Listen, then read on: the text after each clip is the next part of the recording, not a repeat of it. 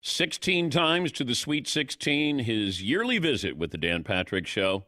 He is Hall of Famer Tom Izzo joining us on the program. What's your schedule today? My schedule? I got in here about 7:30, and did a little film work, answered some texts, and then talked to my staff about what we're going to do in practice. And I got a press conference in a little bit, some more staff meeting, and then practice. That's my day. How's the voice? It's great. Great. Get a little sleep. I got a little sleep last night for the first time. Night before, not much, but it's the same as every other coach. It's just I'm a little older than some of them. The balance of coaching this week and the transfer portal. How do you focus on one when you need to and the other one when you need to? Yeah, I'm putting everything towards my team. I owe them to that. I think recruiting's very important.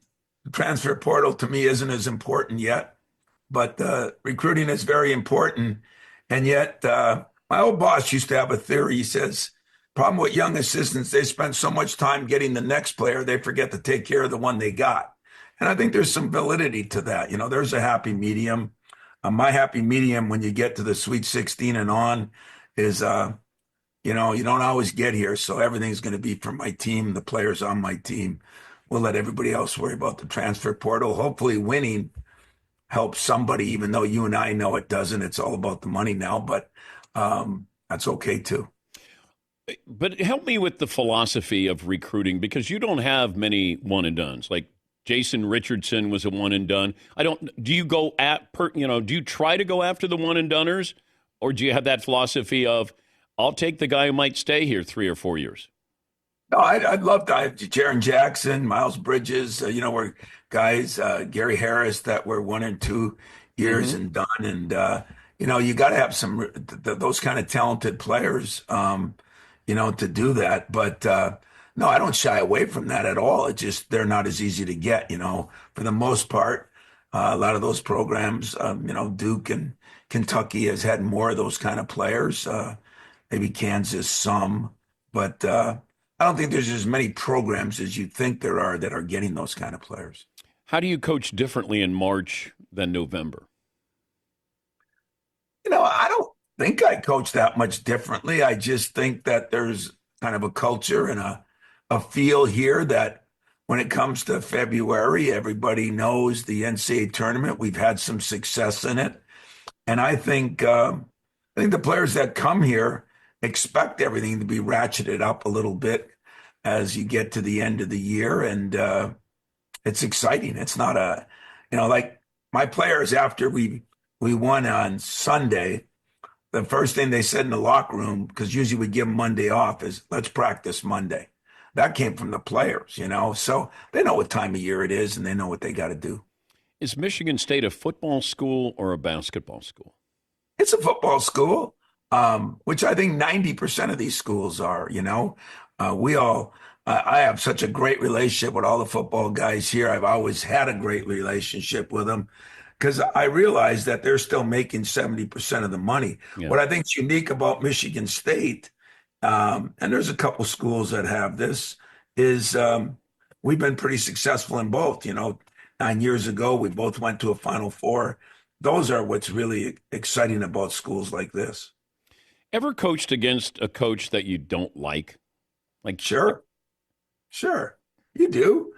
Even though I get along with most of the coaches, but there's coaches I wouldn't say don't like. Maybe I didn't respect as much because of things that were going on. Now that's changed now because we don't have any rules anymore. So it doesn't, it's easier now. I can like everybody. Okay, but if so are we talking about if somebody was cheating? Like you're going to face somebody and they were cheating. Uh-huh. That's when you have that, I don't respect you? That's what I have privately. I don't share that publicly very often. But what's it like in the handshake line? You don't walk by and go, cheater. And then just good game, cheater. Good game. No, I don't do that at all. I think I respect every coach I go against because even the guys that I thought were doing stuff back in the day, I know how hard these jobs are. And Judd used to say the game makes fools of us all. Well, that there's some truth to that. When's the last time you asked Magic Johnson to help you with the recruit? I ask him all the time, but I really don't have to ask him. He's always tweeting out something or he's saying something. And, now they're actually allowed to help you legally. Yeah. If you come to campus and they get there, it used to be where, we'd be at a football game and just happen that Magic seats were behind the recruit seat. But now you can sit them right with them as long as they're on campus. But, Magic's been great. A lot of the former players that I coached have been great with it. And it helps when you have a Jace Richardson, son of a player. That's getting good. I'm going for grandsons, though, now, Dan. How much longer? You got these coaches who are saying, I don't want to do it anymore. It's the transfer portal, NIL, and it's just not the way it once was. So what's motivating you to continue to do this? Stubbornness. To be honest with you, it's total stubbornness. I still love what I do. I don't like what has gone on. I don't think anybody does, to be very honest with you. And, some say it, some don't say it. But right now, I've taken a better stance with myself. For a couple of years, I was on all those committees, and I just kind of gotten off where I don't worry about my team and not worry about all the things that I can't control. And unfortunately, nobody can control what's going on right now. There is no control. That saddens me for our profession, but it is what it is. So I'll, when in Rome, do like the Romans, It sounded like a grumpy old man get off my lawn where you were talking about playing games after 10 o'clock on the West Coast in the tournament. It was grumpy. I just think it's very difficult to do that. We do, Dan. I don't know what you did at Dayton, but we do go to school here too. We are student athletes. Yeah, we never did that at Dayton. I know. I understand that. But when you get back at 3 a.m, now you got to prep. It's just more difficult. I understand that TV pays the bills. I love all the TV people. So I got no problem, but it does get to wear on you sitting there all day. And it's one part I'd like to see changed a little bit, but it is what it is. So I don't think I sounded grumpy about it. I just expressed my opinion, but you express your opinion all the time. Are you a grumpy and I'm grumpy. Man? Yes, I'm a get off my lawn guy. I think this had to do with your bedtime, and that's what you were bothered by. No, I don't go to sleep. No. Hey, listen, with the transfer portal, you don't go to sleep ever. You kind of go over and sit with your players, make sure nobody's flying in and tampering with them. Do you have your phone on vibrate? Yeah. By your bed? Yeah. Okay. After midnight? Oh, yeah. All the time. You never know what's going to happen. There's a lot of things that happen, but if you had to bail somebody out of jail or anything like that? Have I had to in the past? There's things like that happen. Yeah. Sometimes not always for bad things, parking tickets and he gets picked up or something. But yeah, any coach that tells you they don't have their phone on at night or they sleep, probably lying to you. Single best player you ever coached against was who? Boy, when I was an assistant, Shaq, I played against Grant Hill, I thought was one of the greatest players. But boy, that's a loaded question. And I'm not saying that against anybody. They're just, man, when you're at this level, you play against a lot of great players. What was the scouting report on Shaq? Really big.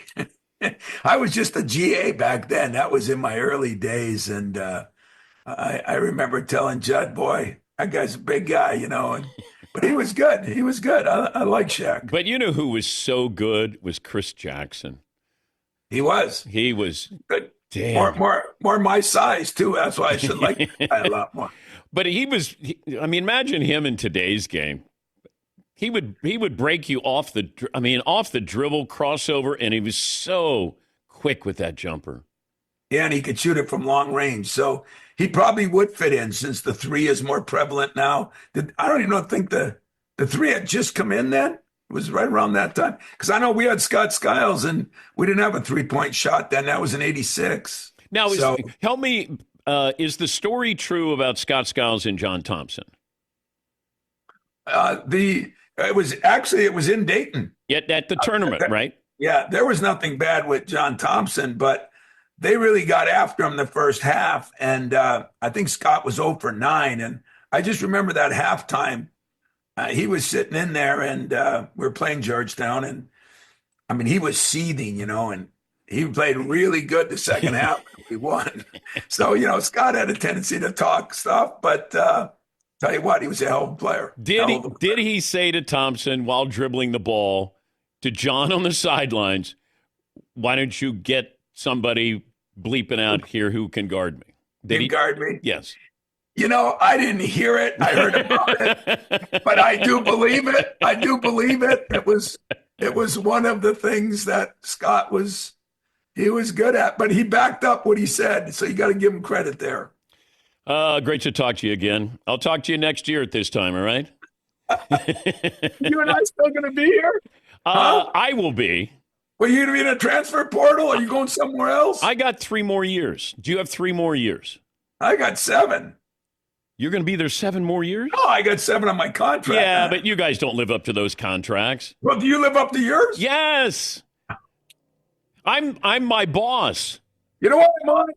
Because I do enjoy you. You're crazy in your own way, but so am I. Someday when we're done, we'll play golf and get along. I would like to play one-on-one with you in basketball. There you go. There you go.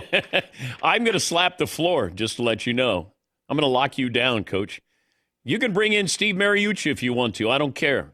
I'll bring in Mooch. He doesn't scare me. Mooch doesn't scare me either. Well, I appreciate you having me on, Dan, and you have a good rest of the tournament. I'll try to do the same. All right, Coach. That's Thanks, buddy. Tom Izzo, Hall of Famer.